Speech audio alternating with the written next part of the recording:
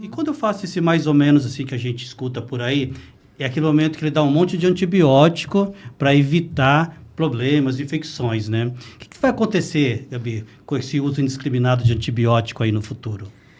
Eu acho que você tocou vários pontos nessa sua fala, são várias camadas, eu acho que a gente pode discutir.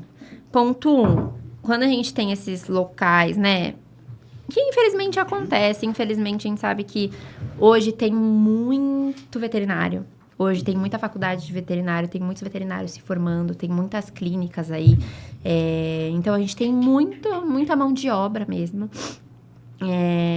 A gente precisa entender, de novo, material, tudo isso. E tudo isso tem um custo. Vou te dar um exemplo. Eu uso um kit que tem meu avental, meu pano de mesa, meu pano de campo, que custa R$48. Então, R$48 ali.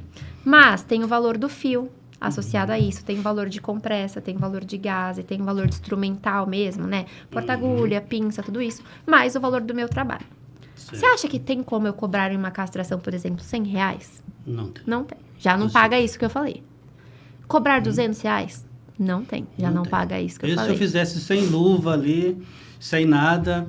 Já não paga. Então, é isso que eu tento mostrar pro tutor, assim. Às vezes, eu entendo, né? É um serviço... é caro, eu não estava preparado para isso. Achei que seria mais barato.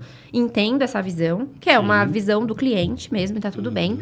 Mas a gente tem como nossa obrigação colocar para ele, olha...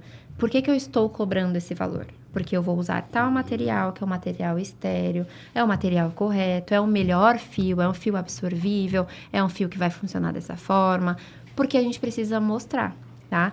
De novo, parece bobagem, mas hoje a gente vê muito erro por material mal escolhido, por material fora da validade, por material que não era estéreo.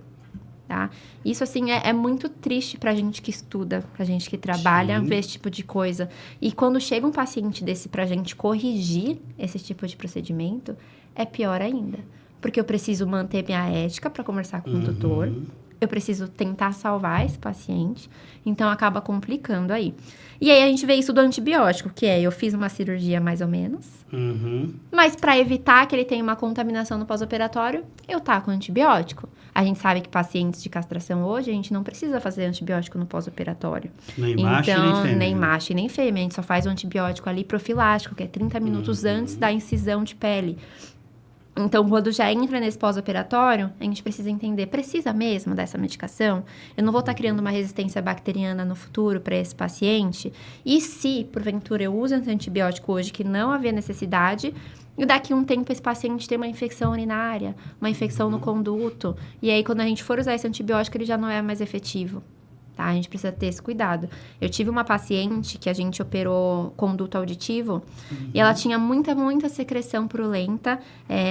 Ela já tinha feito em colega uma cirurgia de ablação de conduto e ela veio porque estava fistulando e formando pus. Sim. E a gente mandou essa secreção para a cultura e antibiograma. Todos os antibióticos possíveis do universo deram resistentes. Ela não era sensível a nenhum antibiótico, nem a meropenem, nada. Ela não era sensível a nenhum antibiótico. Gente, tem cabimento? E o pior de tudo, né, Gabi, é que a gente sabe que antibiótico na veterinária, você pode comprar sem receita, né? Às vezes o tutor vai numa clínica, passa por um procedimento ou um tratamento para o animal, aí depois esse animal fica doente novamente, a pessoa fala assim, acho que é a mesma coisa, eu vou ali na farmácia comprar esse antibiótico. E ele compra, né? Ele compra, às vezes ele tem em casa ainda do que sobrou, ele fala, pode ser que esse vai ajudar. E aí tenta dar 3 dias, aí para, porque o paciente melhorou. E aí vai criando essa resistência, vai fazendo... Isso não só com antibiótico, é anti-inflamatório, vai dando. Eu já tive pacientes que chegaram para mim tomando 3 meses de prednisona.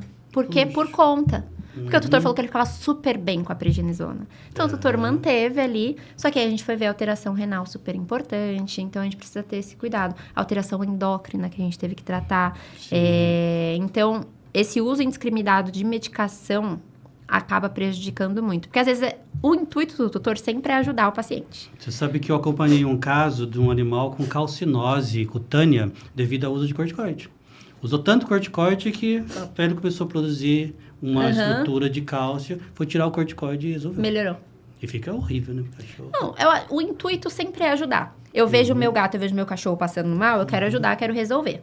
Só que a gente precisa entender que eles, por mais que seja muito parecido com a medicina humana, também é muito diferente. Sim. As doses são diferentes, as indicações são diferentes, então a gente precisa tomar esse cuidado. Então, eu sempre falo para os pacientes que eu atendo, né, para os tutores. Ah, tá vomitando, tá com diarreia, ele não tá muito prostrado, traz ele para uma avaliação. Não medica sem saber, porque às vezes essa medicação vai prejudicar esse paciente. E quando é uma medicação exclusiva para humano, Gabi? Aí é pior ainda, né?